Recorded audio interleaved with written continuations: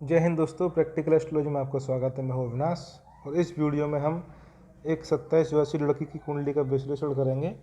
सवाल है क्या मेरा प्रेम विवाह होगा। तो ये मकर लग्न की कुंडली है और पंचम भाव का स्वामी बनता है यहाँ पे शुक्र। आप जानते हैं कि पंचम भाव और सप्तम भाव इनका आपस में जब संबंध होता है तो प्रेम विवाह के योग यहाँ पर बन जाते हैं। इस कुंडली में पंचम भाव में केतु बैठा हुआ है, उसका स्वामी बनता है शुक्र, सप्तम भाव में बैठा हुआ है। सीधे सीधे से एक सामान्य योग बन गया, प्रेम विवाह का योग। यहाँ पे शुक्र यहाँ पे 1 डिग्री का कमजोर है, लेकिन ये विवाह कराने में सक्षम है क्योंकि चंद्रमा की राशि में है। चंद्रमा की राशि में शुक्र जब होता है तो वैवाहिक जीवन में परेशानियाँ आती हैं। परेशानी कई प्रकार की हो सकती है वहाँ पे, ये डिपेंड करता है कि सप्तम भाव का स्वामी किस तरह का है, क्या पापी ग्रहों का प्रभाव कितना ज़्यादा है। लेकिन यहाँ पे शुक्र जो प्रेम का कारक ग्रह होता है, रोमांस वाली फीलिंग देता है। चंद्रमा मन का कारक ग्रह होता है। जब चंद्रमा की राशि में शुक्र बैठता है तो व्यक्ति ज़्यादा प्रेममय हो सकता है, उसकी भावनाओं में ज़्यादा प्रेम हो सकता है, ज़्यादा कोमल स्वभाव का हो सकता है। इस तरह से उसका प्रेम भी सच्चा वहाँ पे हो सकता है या होता है। सप्तम भाव का स्वामी चंद्रमा बनता है, दसम स्थान में बैठा हुआ है, वो बली है, इसलिए वहाँ पे वो प्रेम विवाह यहाँ पे कराने में सक्षम है, प्रेम विवाह यहाँ पे करा देगा। पंचम भाव में केतु होने की वजह से यहाँ पे इंटरकास्ट का मामला यहाँ पे सामने आ जाएगा। राहु की दृष्टि सप्तम भाव पर जाएगी और ये अंतर्जातीय प्रेम विवाह यहाँ पे हो जाएगा। दूसरी और मुख्य बात ये होती है कि जहाँ पे मंगल और गुरु बैठे हैं वो कुंडली का नवम भाव है। तो जब कभी भी दूसरी जाति दूसरे धर्म में शादी होती है, इंटरकास्ट इंटर रिलीजन शादियाँ होंगी, उस कुंडली में नवम भाव का स्वामी और कारक गुरु जो होते, धर्म के कारक ग्रह होते, परंपरा के कारक ग्रह होते हैं, वो हमेशा पीड़ित होंगे क्योंकि आपका जो नवम भाव होता है वो धर्म, रीति रिवाज, परंपराओं का होता है। और नवम भाव में बैठा मंगल आपके जैसे यहाँ तो आपकी बुध की राशि में बैठा हुआ, ज़्यादा कंफर्टेबल नहीं करेगा, ये रहेगा। तो नवम भाव में बैठा मंगल रूढ़िवादी परंपराओं को तोड़ देता है, एकदम तोड़ ताड़ के एकदम उसका धुआं उड़ा देगा। इस तरह की इसमें पावर होती है। ऐसी रीति रिवाज, ऐसी परंपराएं जो मानवता के विरोधी हों, व्यक्ति की इंसानियत के विरोधी हों, वो उन नियमों को ये तोड़ने में सक्षम होता है नवम भाव का यहाँ पे मंगल। तो वही यहाँ पे नवम भाव का मंगल बैठा हुआ है, तो ये रीति रिवाज तोड़ के यहाँ प्रेम विवाह कराने में सक्षम रहेगा, अंतर्जातीय प्रेम विवाह। मंगल ये साधारण मंगल नहीं है क्योंकि मंगल की वृश्चिक राशि यहाँ 8 नंबर लिखा है, वहाँ पे राहु बैठा हुआ है। तो उस मंगल में राहु का नियंत्रक ये मंगल बन जाता है। यानी कि अब ये मंगल ज़्यादा पावरफुल हो गया नेगेटिव रिजल्ट देने के लिए, या ये कहिए कि धर्म परंपरा को तोड़ने के लिए। और वहीं देखिए नवम भाव मंगल ने पीड़ित कर दिया। नवम भाव का स्वामी बनते हैं बुध, जो कि अपने से 12 भाव यानी कि अष्टम भाव में बैठे हुए हैं। देखिए नवम भाव का स्वामी जो बुध है वो अस्त भी है, उसमें कई कमियां हैं। एक तो वो अस्त है, ऊपर से फिर वो आपका 0 डिग्री का है, फिर वो अष्टम भाव में भी बैठा हुआ है, उसके बाद वो शनि की दृष्टि में भी है। तो इस तरह से जो नवम भाव का स्वामी बुध कई प्रकार से ये पीड़ित यहाँ पे हो जाता है। अब आते हैं नवम भाव के कारक ग्रह गुरु पे, तो वो मंगल के साथ युति में वैसे भी यहाँ पीड़ित हो गए। और ये गुरु इतने शुभ नहीं है क्योंकि ये गुरु यहाँ 12 भाव को स्वामी बनते हैं। आपके मूल त्रिकोण राशि धनु 12 भाव में है आपके मकर लगन के लिए। तो ये नवम भाव में बैठ के ये यहाँ पे इतना अच्छा रिजल्ट नहीं देंगे बैठ के। लेकिन इसका एक बेनिफिट यहाँ ये मिलेगा, आपके गुरु यहाँ बैठे हुए हैं नवम भाव में, कि यहाँ पे अंतर जाति यानी दूसरी जाति में ये तो शादी यहाँ पे होगी, लेकिन वो माता पिता की मर्जी से यहाँ पे हो जाएगी शादी।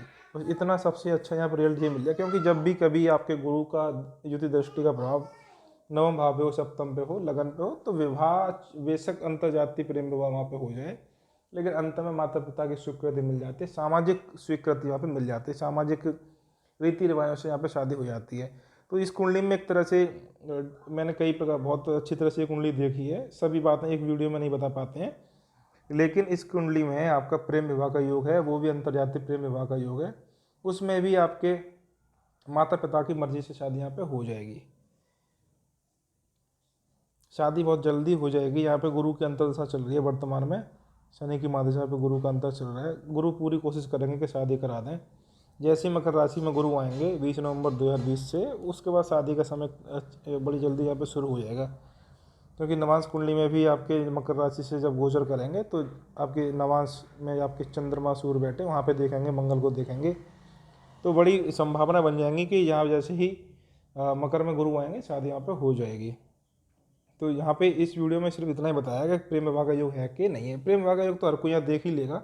हाँ, पंचम सप्तम का संबंध है, थोड़ा कन्फ्यूजन ये रहता है कि यहाँ शुक्र 1 डिग्री का है, लेकिन वो आपके शुक्र का नियंत्रक है, वो बली है, इसीलिए बहुत अच्छी बात है।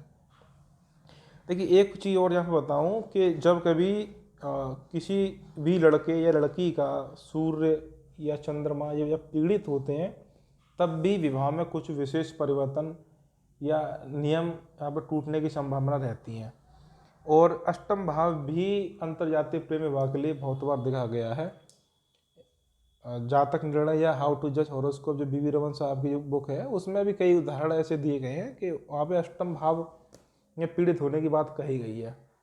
और जब मैंने इसके अपने यहाँ पे प्रैक्टिस की इस बात पे, इस योग पे, तो वो बात सत्य निकली गई है।